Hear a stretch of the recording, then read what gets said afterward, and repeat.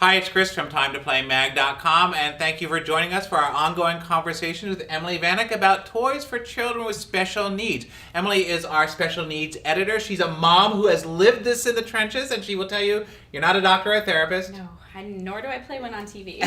You're just a mom who's lived this. Well, today we're not going to talk so much about toys themselves, because there's a lot of other great information you've given everybody, but resources, for somebody who's just found out that they have a child with special needs, or they may be looking for more information, or where do you go? Well, of course, the first one everybody refers you to is Autism Speaks. They have a big 100-day notebook that you can download off of their website to kind of guide you through, I've just been diagnosed, now what? Kind of next steps on how to wrap your brain around everything.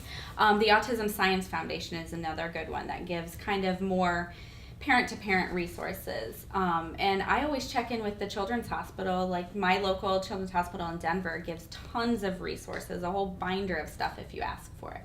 That's great. And, of course, you do a lot of networking. Yes, a lot of networking. I run forums on my own site, and I'm kind of a glutton for Facebook groups. I love them. And just getting out there and finding other parents with kids with special needs. You can search on Google, on Facebook, on all of these sites and find groups of parents talking to each other. Now, one of the things you and I talked about when you first started doing this with us was my sister who's autistic. There wasn't that much available to my mom, and she had to reach out to people and find people through in our state and the region. But you one of the things you said to me that I loved was you can within like 10 minutes find people with the exact same kind of diagnosis you've got. Absolutely, Dr. Google. You just type that right in, and you can find tons of resources. And I even narrowed it down to my specific county in the Denver area, and finding other parents and support groups that way. Now, one of the things that doctors tell you is if you're diagnosed with some illness, that don't go online. Don't go look at WebMD. Right. They'll scare the pants off you, and it won't be helpful. I don't go to any medical websites whatsoever. I don't do the Google for the PhD in Google, as I like to tell people I have. I don't look up any of his conditions, any of his delays, that sort of thing. I look for groups that I can talk to one-on-one about that. And again, with the Children's Hospital Network, they have a lot of great resources on their own website. You can call the number, talk to somebody, and have them direct you to somebody in your area.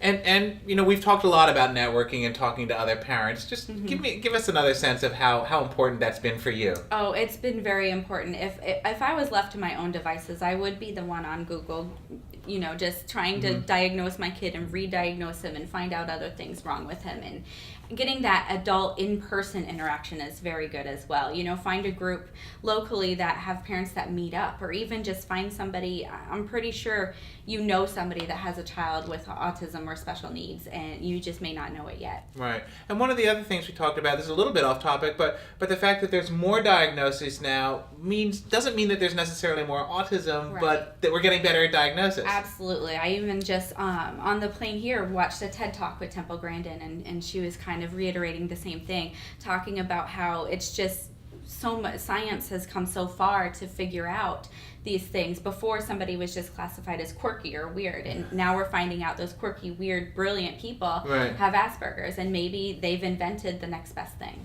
And so one of the things that you do in addition to that is Emily, for us, recommends toys. So toys, and that's been very helpful to you in the process of getting the hands-on stuff. Yes, and I love toys. So anytime I get to play with them, besides my kids, I'm excited. And you can come to TimeToPlayMag.com anytime. We have a special needs section that's done by skills, and also toys that are good for special needs. There are some mainstream toys.